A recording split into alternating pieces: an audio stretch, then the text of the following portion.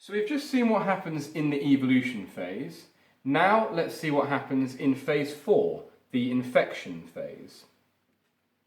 The infection phase is when your disease actually starts to infect people and spread around the world. And you can see where it spreads by the plague tokens that you'll be placing as part of this phase. Every country that goes down has a number of cities, these black hexagons, and you infect cities by placing your plague tokens on the black spaces. The infectivity traits on your evolution slide control how many of these plague tokens you can place each turn. So in the case of blue, they have 2 infectivity here, plus 1 because of sore throat. That means they can place 3 plague tokens this turn.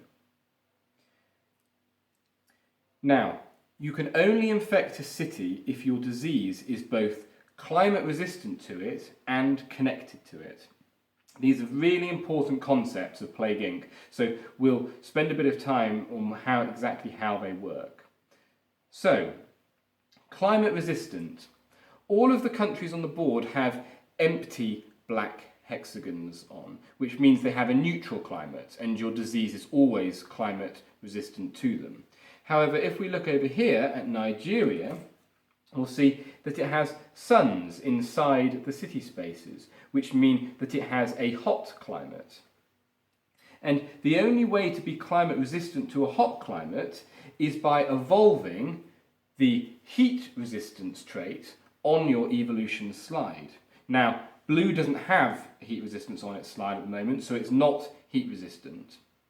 It can't infect heat resistant countries at the moment. It works the same way for cold countries. They'll have a cold icon on, and you would need to have cold resistance on your slide before you are climate resistant to it.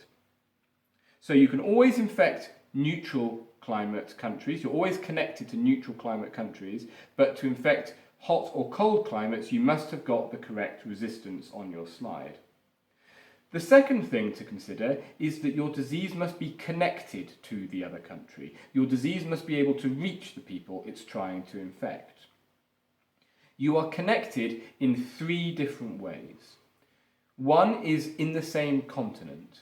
You are always connected to countries in the same continent as your disease.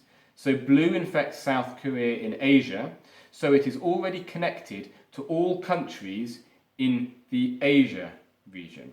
And China is already been placed, so that means that blue is connected to China because it infects South Korea already. However, if you want to spread to a different continent, then you need to use boats or planes to get there. Some of these cards have got a port icon or maybe an airport icon in the top corner. Here you'll see that China has got both a port and an airport icon on there.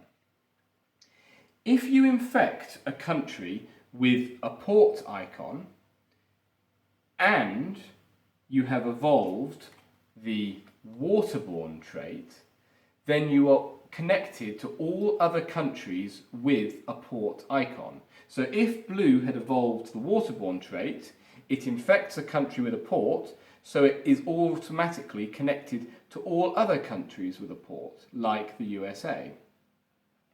If you infect a country with an airport, this purple icon, and you have evolved the airborne trait, then you are automatically connected to all other countries with an airport icon.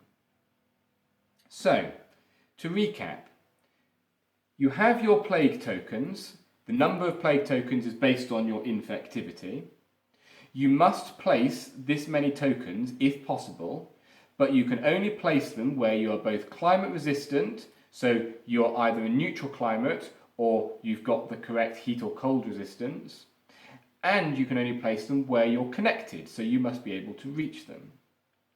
So in the case of blue here, blue has no special climate resistances and it has no special travel abilities. It doesn't have airborne or waterborne. So it's only connected to countries in Asia, but that's okay because China's here, So it can be connected to China, so we'll put one token there, and then we'll put the other two in South Korea so that they've got control of that country for certain. Now, a few things to think about here. If you have a trait on your slide, like heat resistance, and then remove it, tokens that you already have in a hot country stay there, but you can't add new ones. The connected and climate resistant rules are calculated each time you try to place a token. Also, it's possible to infect a country with an airport and then use that airport to infect other countries with airports on the same turn, as long as you have the airborne trait on your evolution slide. Now, if you run out of tokens or you can't place all your tokens, that's fine, you just move on to the next phase. One final thing to point out is that you have this outbreak ability on your evolution slide. This outbreak ability is very useful to help you infect new countries if you get stuck. What it does is it skips your normal infection phase, and instead it lets you move one of your tokens to any other country on the board, ignoring the climate resistant and connected rules that I just spoke about. So it can be very useful, but because it means you skip your infection phase, you don't get to put down more plague tokens, which can be a problem, especially later on in the game. Also remember that at the start of the game, your disease is weak and unspecialised, so it's to be expected that your disease won't be able to travel that far initially, but that's where you need to then evolve your disease in order to factor in the countries that are available and spread your disease further that way. So now let's move ahead again a few turns to see what happens later in the game. As the game progresses, you get many more options during the infection phase. Here, yellow has got 3 infectivity, so must put down 3 tokens, and it also has cold resistance and airborne, giving it a huge number of options when it comes to infect somewhere.